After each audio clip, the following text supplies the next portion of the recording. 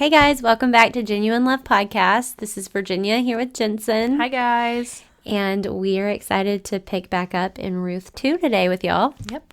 And first we're going to talk about what we love Wednesday because we know y'all love this segment and you're getting so many great products from we our don't have suggestions. Discount codes or a swipe up. We do but you know, we're telling you the real deal. We're telling you the because good we're stuff. nice. We're telling y'all where we find our treasures. Yeah.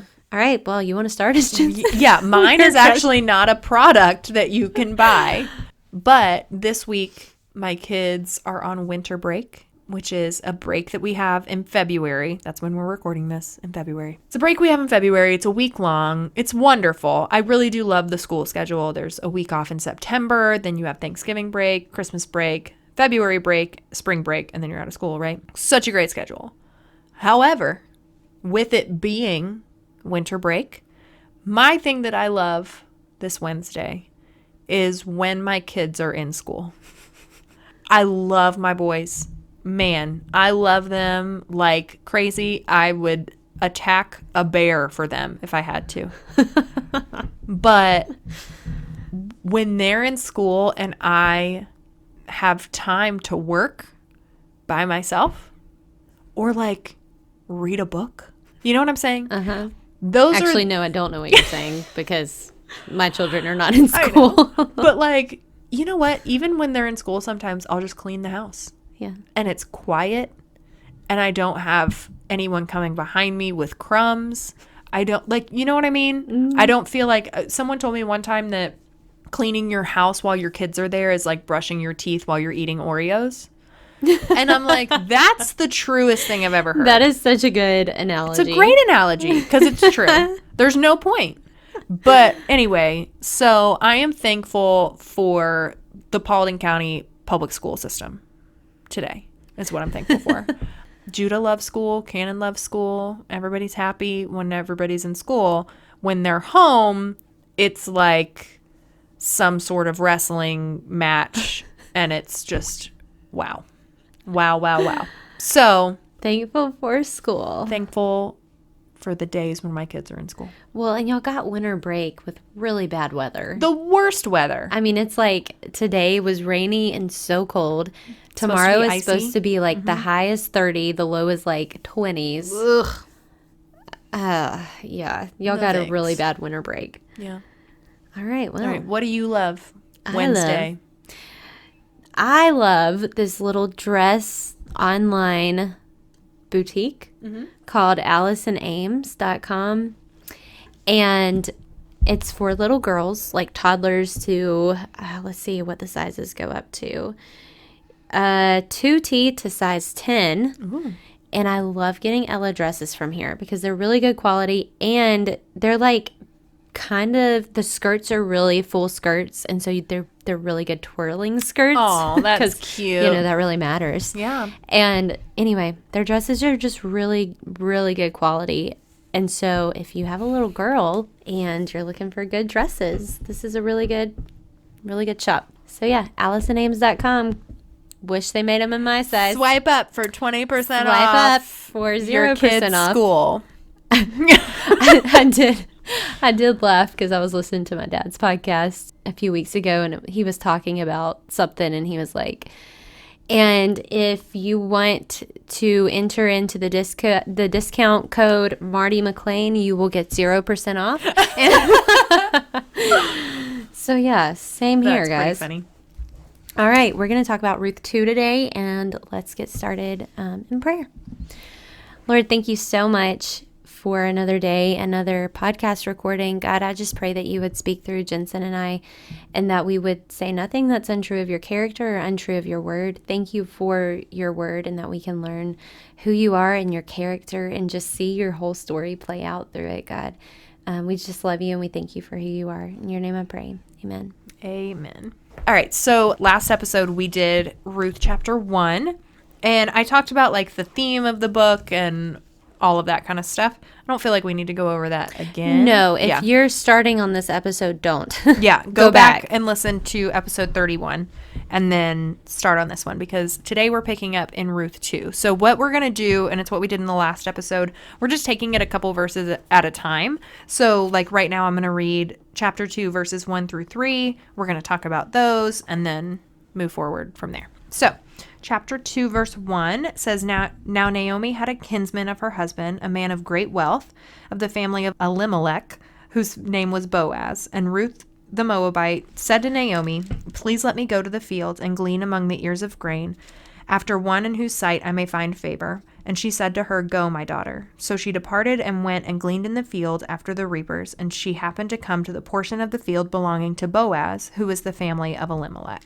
All right, so do you know who Boaz was the son of, Jensen? Tell me right now. I'm excited. His father was named Salmon. Salmon, like salmon you eat, you know? Salmon? Uh-huh. Boaz's mom was Rahab. Oh, yeah, that's right. I Yes. did know that. I did know Which that. is very interesting, because here is another example of someone in the lineage of Jesus who is not who you would think would be in the lineage of Jesus. So if you don't know who Rahab is, she was a prostitute. Mm-hmm. She was rescued from Jericho, where she lived a life of prostitution, but she helped the spies who came in to scope out Jericho. Mm-hmm. And so God saved her through that, and she and her family were spared and taken along with the Israelites after they defeated Jericho. Mm-hmm. And so she got married to Salmon. And Boaz came from them, which may explain why he was so willing to marry a Moabite woman who he knew had a relationship with the Lord, because he saw his mom, who was a former prostitute, who had been redeemed by the Lord. Yeah. So maybe that kind of softened his heart for that. Mm-hmm. It's just really interesting. Yeah. And also, it's also a testament to, it's a contrast between Boaz and Elimelech. Mm-hmm. Elimelech left, and it was just not good for them because they left the promised land. Boaz stayed, and it said the Lord had obviously blessed him. It said that he had wealth. So he was obviously blessed, even though he remains in the promised land during the famine. Yeah. And the fact that he was a kinsman is what Jensen talked about in the first episode when we were covering Ruth 1. It's like a special family representative or a chieftain of the family. And so he was in a position where, if he wanted to, he could redeem Ruth. He could redeem this family line. Yeah. And so obviously, Naomi was checked out. She wasn't going to do anything to provide. And Ruth was probably like, okay, if we're going to eat, I got to do something. Yeah. I've got to go figure out how we can survive and eat, because we don't have any men to help us. Yeah. And back then they really depended on their husbands and fathers. And so she went to this field, and when she says, let me glean among the ears of grain after one in whose sight I might find favor, back in Leviticus 19:9 through 10, farmers were commanded to leave grain behind for the poor and needy. And so it was a way for the farmers to be generous and for the poor to still work for their food, to kind of maintain some form of dignity. So they weren't just being handed stuff. Right. And they were also allowed to, to pick what others dropped. So God said, when you're gleaning the fields and you drop stuff, don't go back for it. Just leave it. That's how you can take care of the poor. So it gave Ruth a way to be able to provide for her and Naomi. Mm-hmm. And so she was hardworking, and God guided her to Boaz's field. And where it says she happened to come to the portion of the field belonging to Boaz, we know it wasn't just a happening. Yeah. We know it was the providence of the Lord. He brought her there because there were a lot of fields. It wasn't like they had social media or phones, or they knew who was who. I mean, they did know who was who, but it's not like she had any idea who Boaz was, or that he would know her. Mm-hmm. The Lord brought her to Boaz's field, and it was just his providence and him setting up this story, because he had a plan. He had a plan to bring the Messiah into the world, and he orchestrated it every step of the way. And this was just part of that orchestration. Mm-hmm. All right, so now we're starting in verse 4. So it says, Now behold, Boaz came from Bethlehem and said to his reapers. May the Lord be with you. And they said to him, May the Lord bless you. Then Boaz said to his servant who was in charge of the reapers, Whose young woman is this? And the servant in charge of the reapers answered and said, She is the young Moabite woman who returned with Naomi from the land of Moab. And he said, Please let me glean and gather after the reapers among the sheaves. Thus she came and remained from the morning until now. She has been sitting in the house for a little while. Then Boaz said to Ruth, Listen carefully, my daughter. Do not go and glean in another field. Furthermore, do not go on from this one, but stay here with my maids. Let your eyes be on the field which they reap, and go after them. Indeed, I have commanded the servant not to touch you. When you are thirsty, go to the water jars and drink from what the servants draw. Then she fell on her face, bowing to the ground, and said to him, Why have I found favor in your sight, that you should take notice of me, since I am a foreigner? And Boaz answered and said to her, All that you have done for your mother-in-law after the death of your husband has been fully reported to me, and how you left your father and your mother and the land of your birth and came to a people that you did not previously know. May the Lord reward your work and your wages be full from the Lord, the God of Israel, under whose wings you have come to seek refuge. Then she said, I have found favor in your sight, my Lord, for you have comforted me and indeed have spoken kindly to your maidservant, though I am not like one of your maidservants. So one thing that really sticks out to me with that section of scripture is how humble Ruth is, and how she has not done anything for show. She hasn't done anything to be seen or out of pride. She's done everything to serve out of obedience and humility. And I think that that is such a neat picture for us as Christian women, to not be concerned about being seen and not being concerned about making sure that everyone can see the work that we're doing and all of that, but just to have a heart posture of humility and obedience. And I love that those things about her obedience and her humility and her servant heart, that's what God directed Boaz's attention to.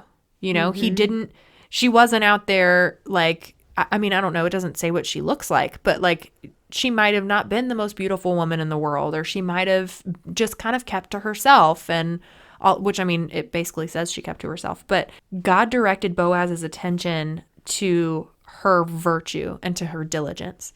And it's just a picture of God honoring us when we don't do things out of prideful desire. You know, when we do things because we want to honor him and because we're obeying him. And I think that it's a good message too, if you're single, that God is not going to bring someone into your life to be your spouse if you're prideful, or if you're, you know, that's not a God honoring trait. He wants to bring someone into your life whose attention is going to be drawn to your virtue and to the things of your heart and things that actually matter to the Lord. And that's something that I wish that I had known when I was single, because I wanted someone that was drawn to my heart, but I didn't think that I needed to have a heart posture of obedience or a heart posture of humility. So I tried to be the loudest one in the room or the most prideful, you know what I mean?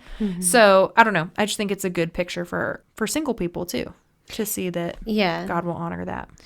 Yeah. I mean, different personality types are totally fine. Like, you are going to have more extroverted and introverted people, but it's like you're saying, the heart posture is for sure. What stands out. And even how she asked to glean his field, she probably knew that the custom was that poor people could go glean. You don't have to ask to do it, but it's like she went that extra step and was like, can I glean this field? She didn't make assumptions. She didn't act like, oh, this is mine, like entitled or anything like that. She humbly asked. Even like for Boaz to offer this protection to her was a really big deal, and probably very relieving to her. As we can see, she fell on her face, bowing to the ground, and she was obviously relieved because she was in a very vulnerable position. And back then, if you were a servant or a poor or a childless widow, she was all of those things basically. You had no protection. And so she was probably subject to rape or subject to harassment, subject to a lot of things. And he basically was saying, hey, no one's allowed to sexually harass this woman. She's under my protection. And she was so unassuming. Like, she was like, what did I do to deserve this? Like, I was not expecting this. And Boaz was obviously a very kind and good man to offer to take care of her like that. I mean, maybe he thought she was beautiful. He obviously loved her, like her heart and what he had seen her do, and wanted to return the kindness that she had offered to Naomi. And basically her reputation preceded her. He was like, I've been watching you. And I think it's awesome what you're doing. So I'm going to protect you and I'm going to offer this to you. And it's like you were saying, she wasn't doing it for show. Yeah. It was all in private. And Jesus says in Luke 6:38, give and it will be given to you. Good measure, pressed down, shaken together, running over. They will pour into your lap. For by your standard of measure, it will be measured to you in return. And so Jesus is saying this. And it makes me think of his great, whatever she was, grandmother, who modeled this so well. And she wasn't doing it for anything in return. But because of how she blessed Naomi and just stuck with her and that loyalty you were talking about, she was blessed in return. And she got to be in the lineage of Jesus, the Messiah. Yeah. And so we're going to pick up in verse 14. It says, and at mealtime, Boaz said to her, come here that you may eat of the bread and dip your piece of bread in the vinegar. So she sat beside the reapers, and he served her roasted grain, and she ate and was satisfied and had some left. When she rose to glean, Boaz commanded his servant, saying, let her glean even among the sheaves, and do not insult her. Also, you shall purposely pull out for her some grain from the bundles and leave it that she may glean, and don't rebuke her. So she gleaned in the field until evening. Then she beat out what she had gleaned, and it was about an ephah of barley. And so some people think this mealtime where he's like, hey, come over here and dip your bread in vinegar and stuff like that. It was kind of him flirting with her, like his first attempt. Their first date. Yeah, it was like their first date. Dip your bread in this vinegar. He may have had a crush on her, just from what he had seen of her, and he invited her to the full privilege at his table, even though she wasn't, quote, worthy of that. She wasn't. She was a foreigner. It wasn't that she was just poor. She wasn't even a Jew, and he's inviting her to his table to sit down with him and enjoy everything that he got to enjoy, which is a very good picture of the gospel that Jesus invites us to do that when we are foreigners. Yeah, and keep in mind too that, like, you know, eating with somebody then, I mean, through the entire Bible, but eating with somebody, sharing a meal with someone was a huge deal. Like in Jewish tradition, that's like you're inviting them to have an intimate relationship with you, you know? And that's why in the New Testament, it's so cool the way Jesus, when it says, you know, he sat and ate with the sinners and all of that, because it's showing that there's no bias. Yeah, and even then when he says you can glean in the field, he's saying you don't even have to pick up the scraps anymore. You get to pick like the first fruits of my field. And even that is just, you know, he's offering her something she technically doesn't deserve. And it says she had about an ephah of barley, and that's just proof that she was a really hard worker, because that was a lot to have gleaned. And so he's giving her the best, and she's not taking advantage of it. She's still working as hard as she possibly can. All right, so picking up in verse 18, it says, and she took it up and went into the city, and her mother-in-law saw what she had gleaned. She also took it out and gave Naomi what she had left after she was satisfied. Her mother-in-law then said to her, where did you glean today, and where did you work? May he who took notice of you be blessed. So she told her mother-in-law with whom she had worked, and said, the name of the man with whom I work today is Boaz. And Naomi said to her daughter-in-law, may he be blessed of the Lord, who has not withdrawn his kindness to the living and to the dead. Again Naomi said to her, the man is our relative. He is one of our closest relatives. Then Ruth the Moabite said, furthermore, he said to me, you shall stay close to my servant until they have finished all my harvest. And Naomi said to Ruth, her daughter-in-law, it is good, my daughter, that you go out with his maids, lest others fall upon you in another field. So she stayed close by the maids of Boaz in order to glean until the end of the barley harvest and the wheat harvest, and she lived with her mother-in-law. Okay, so in verse 20, Naomi makes the connection that Boaz is one of she says, you know, he's one of our relatives. He's one of our closest relatives. And she I feel like perks up I here. know. I was about to say, I feel like it was almost like this epiphany, like, oh wait, this could work. Like, we know this guy. He's a relative. He's a close relative. And I think that she starts to see the redemptive story that God has drawn through this whole thing. And I mean, they're not married or anything in this portion of the chapter, but I really do think that it was a part where Naomi is just like, oh my goodness, what if everything has led to this? God leading her to someone that is in their family that can redeem this marriage situation that Ruth is in, because she needs to marry somebody that's within their family. And what a picture that is of Jesus to us, like Boaz was like a living representation of God's salvation. And through, eventually marrying her, spoiler alert, the human lineage of Jesus Christ is continued, And so what a story of redemption, and what a story for Naomi to see unfold, for her daughter-in-law, that she brought her into this land with such bitterness and didn't, like, such a hardened heart. She didn't want people to even call her by her name because she was so depressed and so embittered by the way that she felt like God had turned his back on her. She felt like God was not treating her well, even though she knew she deserved it because of her disobedience. So she's like, I know that this is what I deserve.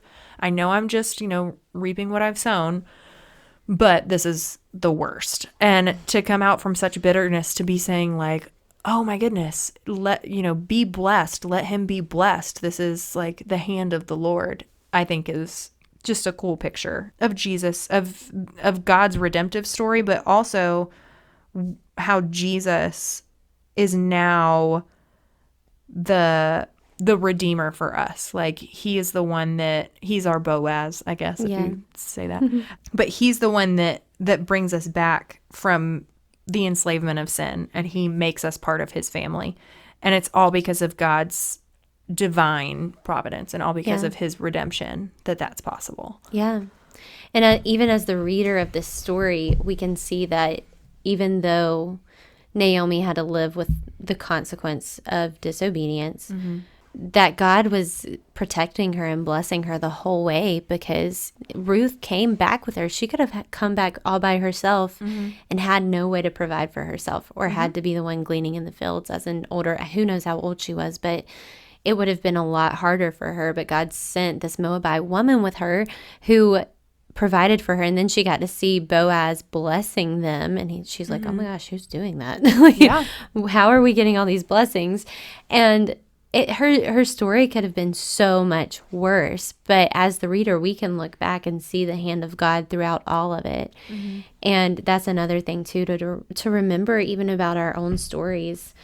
Maybe we need to look back a little more often to see where the hand of God was and is in our lives, because something that may seem terrible maybe could have been a lot worse if God hadn't had his hand in it and protected us from some things. Yeah. All right, so that's Ruth chapter 2. We've got 2 more chapters to go before we wrap up this book of the Bible. So we'll be back next week with Ruth chapter 3. And like we said last time, we hope you're reading along with us and studying it for yourselves, and not just relying on us to tell you what we think about it and what we've learned about it, but learning alongside of us. Yeah. And if you have any questions, or if you find things while you're reading that, even if you want to know more about something, or if you find something that we didn't touch on or whatever, please feel free to DM us on Instagram or contact us via email, genuinelovepodcast@gmail.com. We love to hear from you guys. And, we're in this together. We're learning scripture together. Virginia and I are not necessarily experts on everything. So we like to hear from you guys and hear what you're learning and how the Lord is working in your lives too. All right, guys. Well, we will talk to you next week. See you next time.